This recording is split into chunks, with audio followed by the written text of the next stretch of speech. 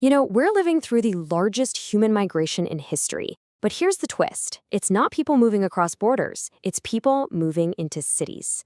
And this massive shift is creating a world that's more diverse than it's ever been, but also way more crowded and complex. So how do we not just get by, but actually thrive in this new reality? In this explainer, we're going to break down what's shaping our multicultural world and get into the essential skills we all need to navigate it. This idea from Martin Luther King Jr. just hits the nail on the head, doesn't it? It perfectly captures where we are today. It doesn't matter if you moved from across the planet or just from a few towns over, we are increasingly sharing the same spaces. And as we're about to see, learning to navigate this shared boat is no longer just a nice idea, it's become an absolutely essential skill for the 21st century. Okay, so to get started, let's make sure we're all on the same page. What do we actually mean when we say multicultural environment? To put it simply, it's really any place where people from all different walks of life are living side by side. I mean, just think about your city, your job, maybe even your own neighborhood. This kind of coexistence is fast becoming the global norm, and it's being driven by one single massive planet-wide shift. And that shift is what we call the Great Urban Migration. You see, for the very first time in all of human history, most of the world's population doesn't live in the countryside anymore. They live in cities. And listen, this isn't some slow trickle. It is a rapidly accelerating global phenomenon.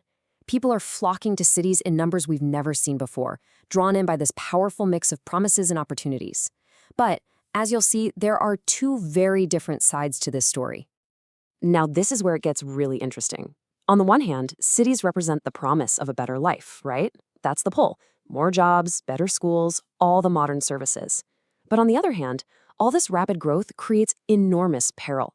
We're talking overcrowding, inequality, and some pretty serious health and housing problems that affect everybody, especially the most vulnerable among us.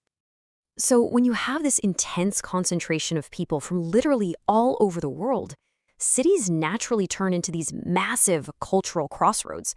They become the main stage where different cultures meet, mix, and, sometimes clash.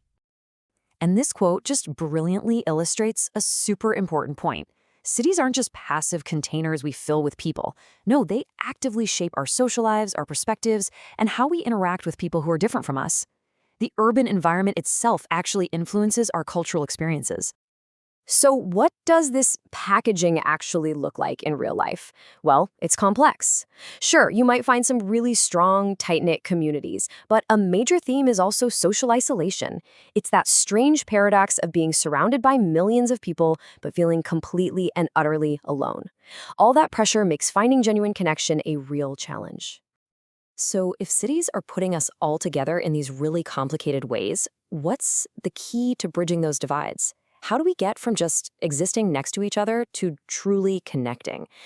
The answer, it turns out, is in developing a very specific skill set.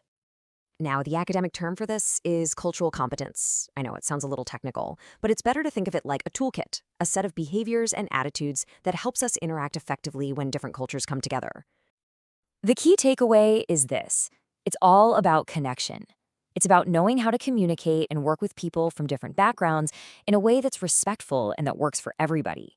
Honestly, it's probably the most essential survival skill for the world we live in today. All right, so this all sounds great in theory, but how do we actually do it? Let's break down a really practical framework for building your very own cultural toolkit. This 6-step framework gives us a really clear path. First, it all starts with awareness of your own culture and how that shapes how you see the world.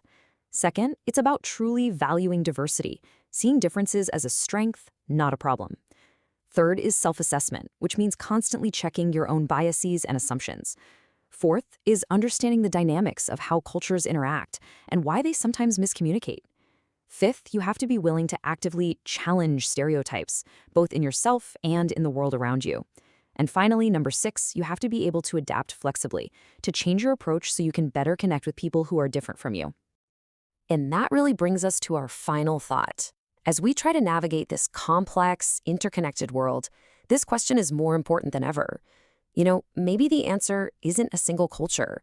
Maybe it's a shared commitment to understanding, to respect, and to being willing to learn from each other. Because just like we were reminded at the start, we really are all in the same boat now.